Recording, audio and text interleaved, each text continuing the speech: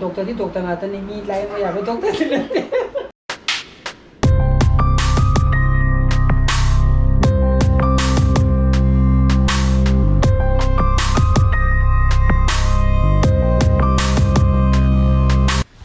Morning guys, welcome back to my channel. Man ngai ve ni khale. Aje puni pa ma khai. Ta sangre engrang gi blog tu ne bako. Idi to bol lo shele e. Duka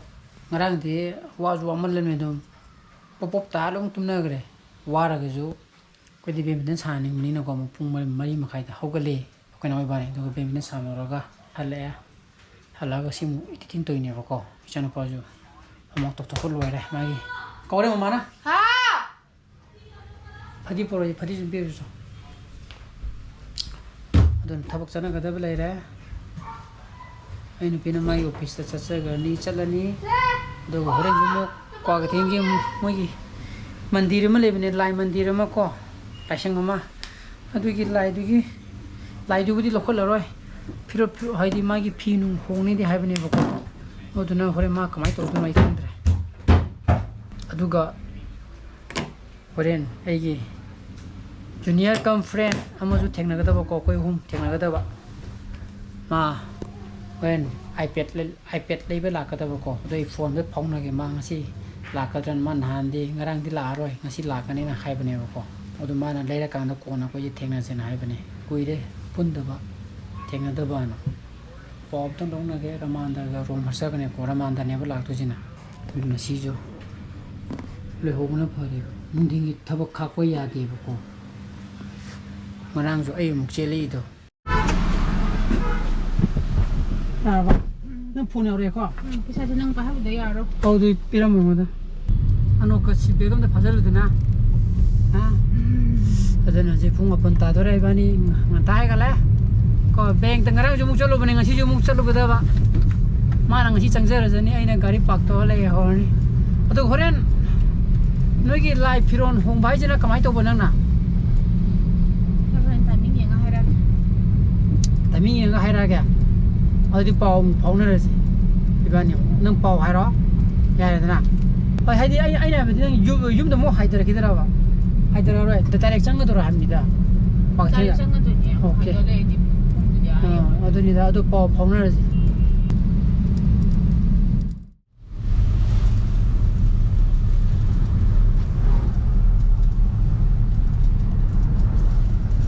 ung baro min tranga tasangre thabak se ta ya de ko koi phun ga da bagi chali ne bagi se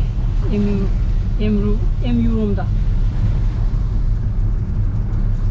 aina thienga bai ta ko lai beng ka sapato beng ki thabak to loi da na ba beng ki thabak ha ra da na ko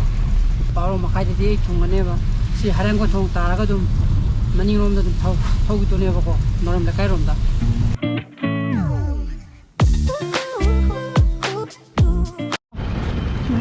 lok to salamo phajana tamanda ka thengna re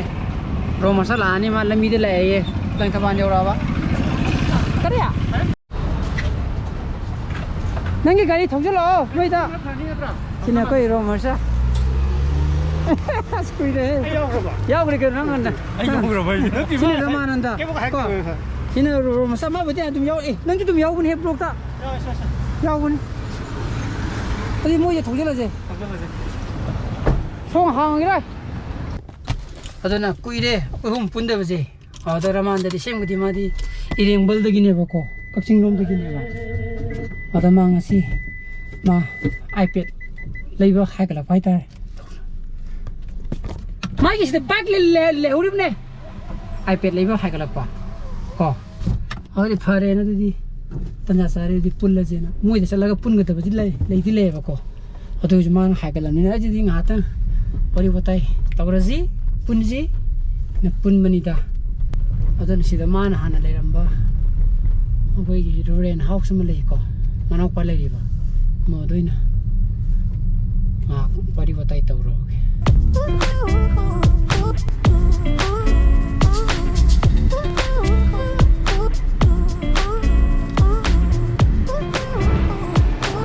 Dora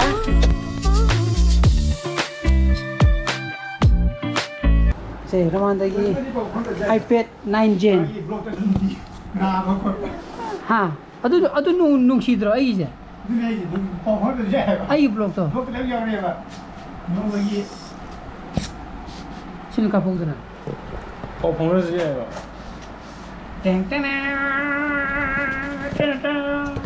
unboxing check out again ka ni chawni le na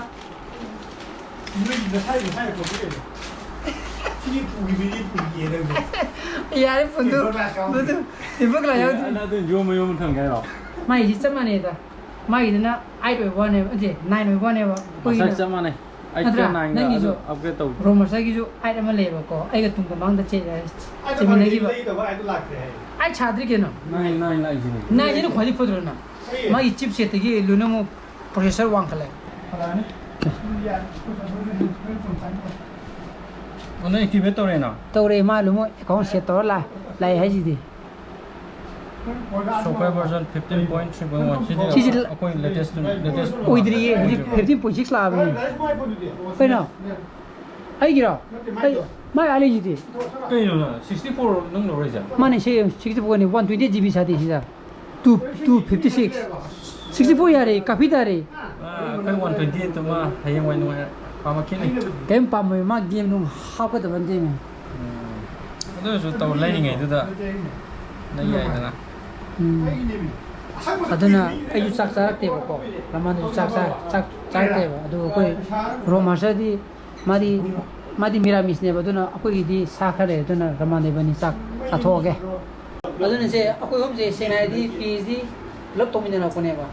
ama same base ta ado ji lo na mo doctor di doctor ngata ni mi lai mo ya ba doctor dilate sundra हाँ doctor अलग बनी doctor mi देखो doctor एक आता है doctor ऐसे क्यों बताओ bro MRP तुम ना होगा मैं केस पे पंगे जी थी लोग लोग ये बको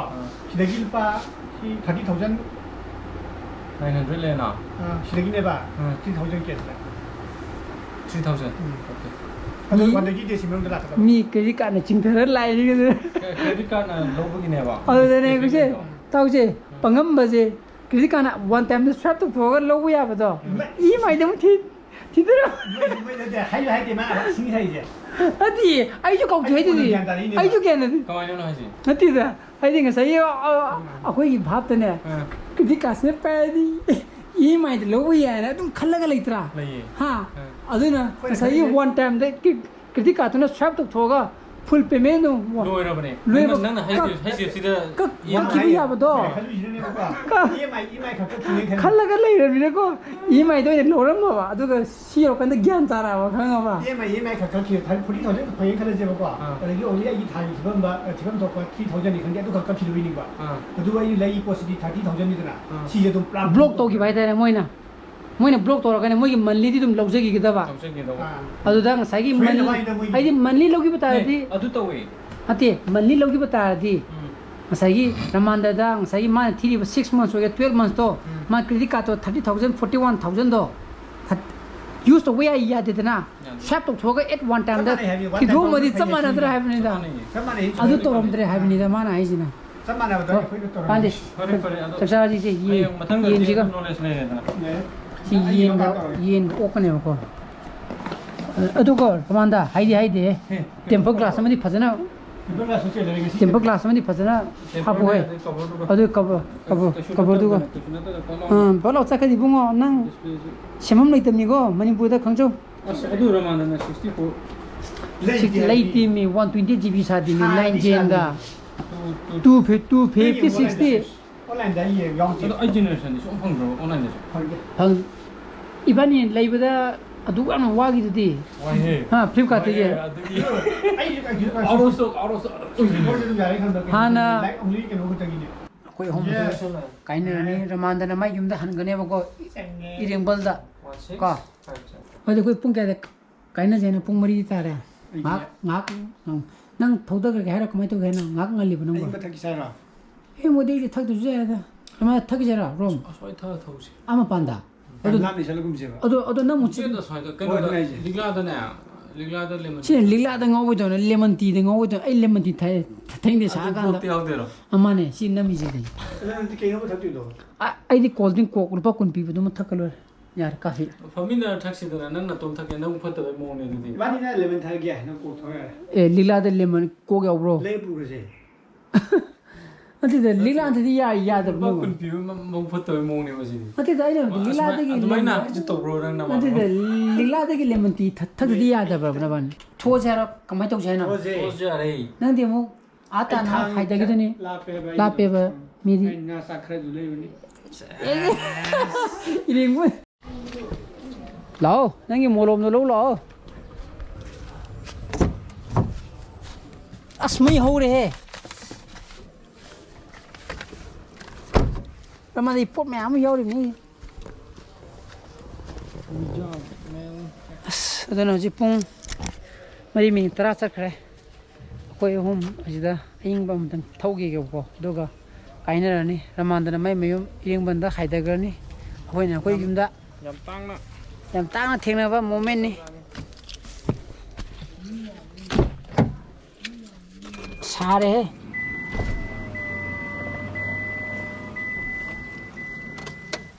nai har phajana tintit oire nangi jide adu nei ngasai manung uji ha manung uji manung uragasu percentage name ba odi a kino mangda thojara emu mangda get mangda kenoda na ma so onare ne on tho onu ya thank you nei kai ya uthar process as thali amadu tholokte he ramanda budi mai si buleta hai da gi dune ba nangi kino lo lo nangi pote me am yauri yonda nangi helmet sinere ai kai dei oi dudi ha lo robo se mahing phangna lupa sango phabane lupa sango kino piro 아니니 셈이제 khanga ba aduga mugi kino dijo tablet ga 27 ni tablet dijo adu kyam la yen ge me ai du phani tama ne de kai phani de ai ne mahengi cream dune bako ai ni pine te ga phai haba adu di block te di phai haba cream dune bako adu moi ni dai ni mu recommend to ga tai bodu mayam na ju hangbiri dana adu ai sigi cream jine ba ai cream jine ba ramanda di nupi thi do wali ba ramanda di nupi thi do wali ba ramanda di mai di pakhang ne bako mai si yam darkar oi ba hai tare mai ne melax ne ko mayam hangbira poto si je keno gi ne bako koi gi homeo gi ne bako ai le ta gumne hai ko me adu nangi ni piu sara ba ha nangi ni piu sara ba ya chalo ya mai di pakhang ni mayam get hang zo mo thau do ge koi nana ma thoi de mo hai le nang ko hang do ya ba se ai thau ro adana koi si kai ma pung mai khai ta ra ko amung ga dong thang na re adana ngasi gi koi hom kai na re ji na kana je nang mai na han ge nang na han ro koi wi jing mai ne koi bi ngang nga tang ne koi bi ne tra ha ai ne thau sang ge noi ne ma pham yu sing ngam da ga o ya re tai tam thoi gi do ko na pau pau na ji khona ba je dom tam thim ma ting ta je ba drama thoi ya dram na tro try thoi ya dre ba tai ju ma tung ta chingli ma ju wali de na chele mata kya lo dino mai tai te loi have ne ba adu ko na pau pau na ja ama wali ko pun ga da ba aduna koi plan ma le ro bhaiya ta ka bye bye te chala din tong to bye bye imji nung shivni ne si ji kai du bi mi khangdi si je mo ye kino mo chok am sa duri adu da ka wo ji ha ba sam sa na khangde adu mi straight bypass ma gi keno na kom sa ki jana ta sa balom da ko ha na so da ba ai ju ne kai ne ji ne pare haji pung manga makai ta sangre ai ni biju somgi lai gi do haji haura bra khang de moi kwa khating gi do adu mu changi bani ta gadra khang di adu ne loi ga loi da khang de yang si di bisa hanya de bi lai na loi di da haudri da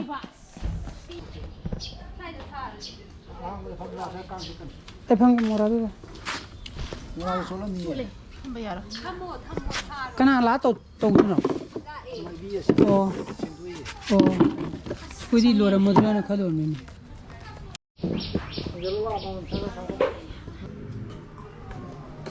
ꯑꯗꯣ ꯍꯧꯖꯤꯛ ꯄꯨꯡ 9:10 ꯆꯠꯈ꯭ꯔꯦ ꯁꯤꯁꯦ ꯉꯁꯥꯏ video editing ꯂꯣꯏꯔꯒ ꯑꯩꯁꯦ upload ꯇꯧꯍꯧꯗ꯭ꯔꯦꯕꯀꯣ ꯑꯗꯩ ꯌꯨꯝ ꯍꯜꯂꯛꯄꯁꯨ ꯀꯨꯏꯗ꯭ꯔꯤꯕ ꯍꯧꯖꯤꯛ ꯈꯪꯉꯕ 3:30 ꯇꯥꯔꯝꯃꯅꯦꯕ ꯌꯨꯝ ꯌꯧꯔꯛꯄ ꯍꯦꯜꯂꯕ ꯑꯗꯨ ꯃꯇꯨꯡꯗ ꯑꯃꯨꯛ ꯑꯞꯂꯣꯗꯁꯦ ꯑꯃꯨꯛ ꯇꯧꯔꯤꯅꯦꯕ ꯑꯗꯨꯅ ꯊꯦꯡꯉꯤꯅꯦ ꯑꯗꯨꯅ ꯄꯨꯡ 9ꯗ ꯅꯪꯅꯕ ꯊꯥꯒꯠꯇ꯭ꯔꯤꯅꯦꯕꯀꯣ ꯉꯁꯤꯒꯤ ꯕ꯭ꯂꯣꯒꯁꯦ ꯑꯗꯨꯅ ꯍꯧꯖꯤꯛ 9:30ꯁꯨ 9:10 ꯆꯠꯂꯦ ꯑꯗꯨꯅ ꯆꯥꯛ ꯆꯥꯅꯕ ꯇꯧꯊꯣꯛꯑꯒꯦ ꯆꯥꯛ ꯆꯥꯔꯁꯤꯔꯥ ꯆꯥꯛ ꯆꯥꯔꯁꯤ ꯑꯗꯨꯅ ꯃꯌꯥꯝ ꯑꯩ ꯉꯁꯤꯒꯤ ꯕ꯭ꯂꯣꯒꯁꯦ ꯃꯇꯥꯡꯗ ꯂꯣꯏꯁꯤꯟꯖꯔꯒꯦ ꯑꯩꯒꯤ ꯕ꯭ꯂꯣꯒꯁꯦ ꯄꯥꯝꯕ ꯊꯣꯛꯑꯒꯗꯤ ꯂꯥꯏꯛ ꯇꯧꯕꯤꯔꯝꯃꯣ ꯁꯦꯌꯔ ꯇꯧꯕꯤꯌꯣ ꯑꯅꯧꯕ ꯚꯤꯌꯣꯁ ꯑꯣꯏꯕꯤꯔꯒꯅ ꯁꯕꯁꯀ꯭ꯔꯥꯏꯕ ꯇꯧꯕꯤꯔꯝꯃꯣꯀꯣ ꯅꯨꯡꯁꯤ ꯆꯥꯅ ꯐꯖꯅ ꯂꯩꯕꯤꯌꯣ so please be safe and be healthy bye bye good night